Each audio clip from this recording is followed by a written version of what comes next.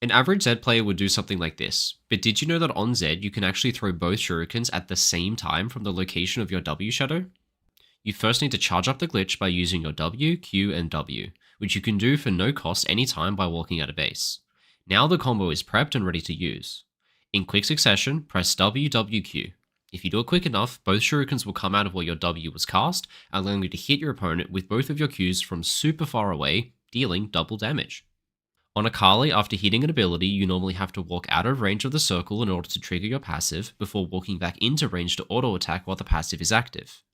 But if you begin an auto attack and then flash outside of the circle with the right timing, you will trigger the passive by leaving the circle and then immediately activate it with an auto attack from really far away, instantly triggering the passive with a Bluetooth auto.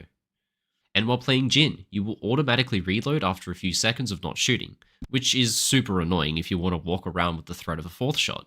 But did you know that using an ability instantly refreshes the timer of when you will begin to reload? So just before you're about to reload, you can just drop a trap on the floor and hold onto that fourth shot for longer until you find somebody to use it on. And on Nami, her W has some pretty interesting interactions that are important for the laning phase. Firstly, her W has a slightly longer range when it bounces than what it does when you target someone themselves, so you can poke your opponent from further away by self-casting W than you can by using W on them and having to close the distance a bit.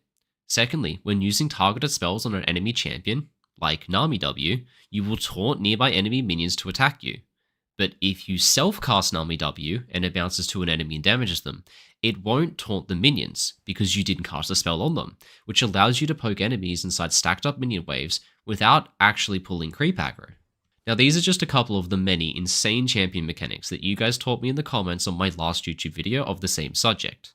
Until reading these comments you guys left, I knew almost none of these mechanics. It truly takes an army of one tricks in order to figure out everything that I've got to show you in this video. So that makes this video the result of what happens when over 100,000 people come together, leave comments, and share all of the most obscure and previously unknown mechanics and combos for their favorite champions. And I can confidently say that you're not going to know the vast majority of what comes up in this video, because before making this video, not even I did. My name's Rogue and I played League of Legends professionally for 7 years. Now I'm a full-time content creator and coach for all ranks Iron through to Challenger. So if you want more information of what a coaching session with me will look like, you can find more information by following the link in the video description below.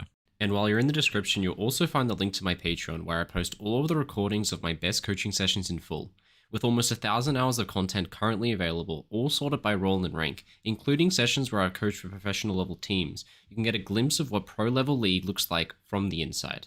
That's why whatever you're looking for, you'll easily be able to find something that's going to help you improve, no matter your rank. Let's start off the video with the tip at the center point of the thumbnail.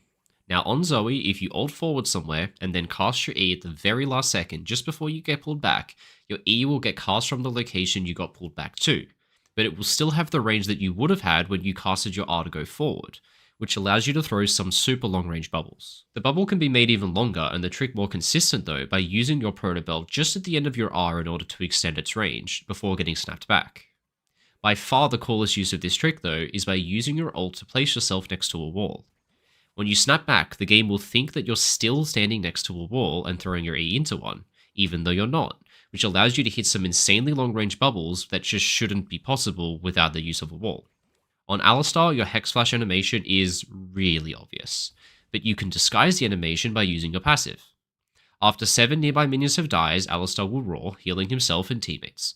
This roar animation plays and overrides Hex Flash, so when the 7th minion is about to die in the lane, you can activate Hex Flash, then your passive will proc disguising the animation of your Hex Flash, allowing you to essentially Hex Flash into your opponent's face without them even knowing.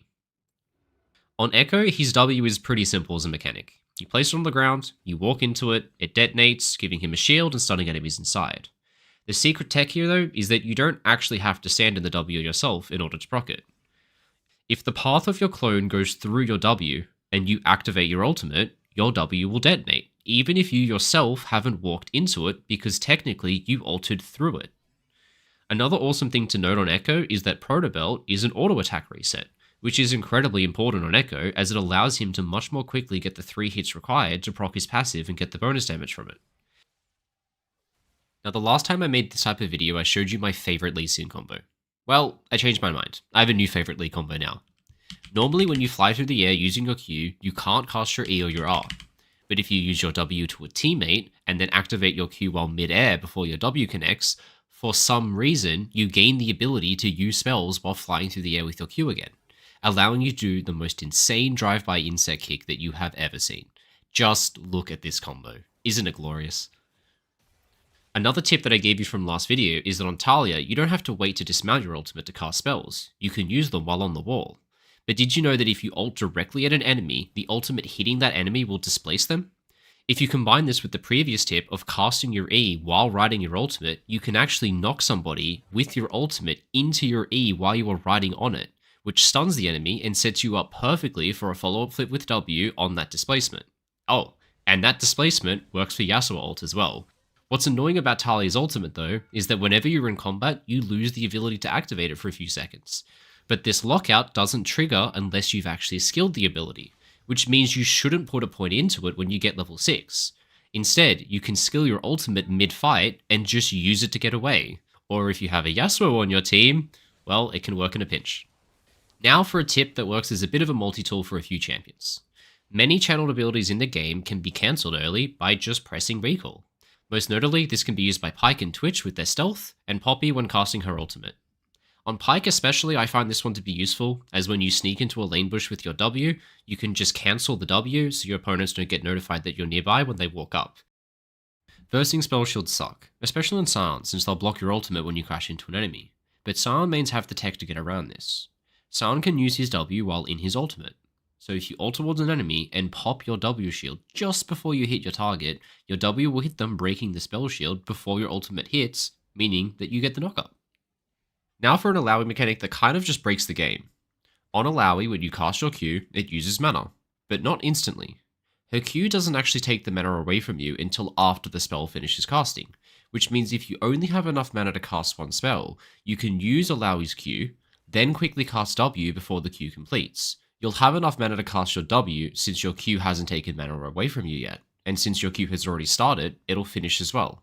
This effectively allows you to consume more mana than what you actually have, and cast 2 spells when you should only have enough mana to afford to cast 1. I would be shocked if there aren't more champions in the game where this is possible. I can't think of any, but if you know of any, please let me know in the comments. I'm so curious to find out more. In my last video, I explained that on Fiora, her passive has 2 possible sides that it can spawn on that it alternates between. One side being down and to the left, and the other side being up or to the right. To expand upon this further, the first vital of the game will always spawn on either the left or the bottom side of your opponent. If you're playing on blue team on the left side of the map, this is great. But if you're playing on red team, this is a little bit suboptimal because it's spawning on the wrong side of your lane opponent when you get to lane. So Fiora one tricks, when playing on red team, will try to scout for their opponent level 1 in order to get into range for a vital to spawn, which will spawn on the left or bottom side of the opponent.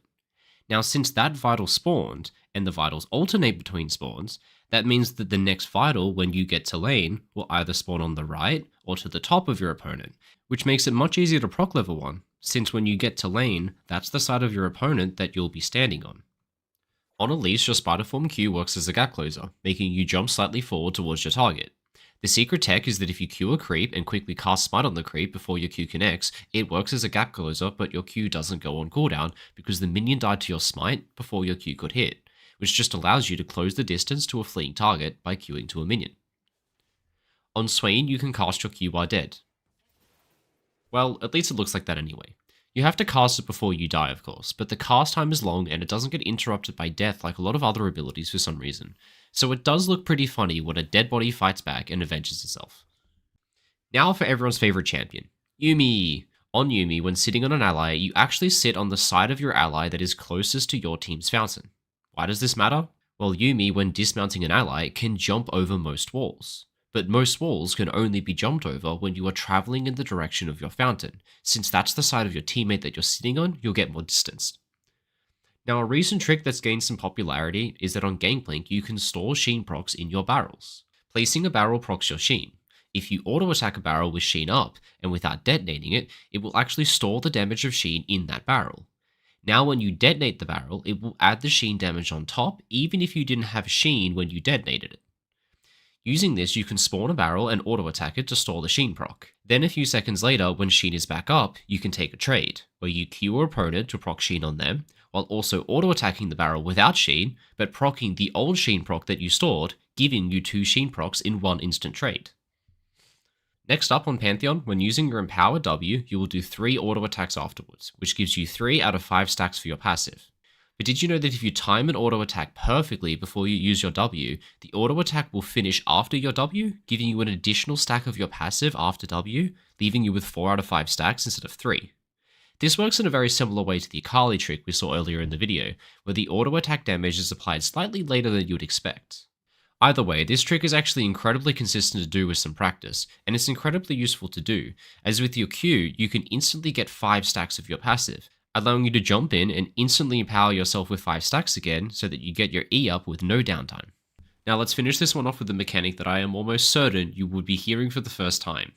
On Camille, you can insect kick people into your team by using your E combined with your W. Essentially, if you cast your W with perfect timing right as you make contact with an enemy using your E will push the enemy a massive distance in the direction you casted your W towards. I've tried a few times, this is the best I could do with it, which is already pretty good, but I'm not a Camille one trick. But in this clip I got sent to me, this guy can do some pretty insane stuff with this combo. Just look at him. Now if you didn't know this trick, I'd say you probably owe me a sub right about now. So head on down below the video and remember to subscribe. I'm going to have way more stuff that'll blow your mind in future videos, just like I did in this one. So thank you so much for watching guys, have a great day.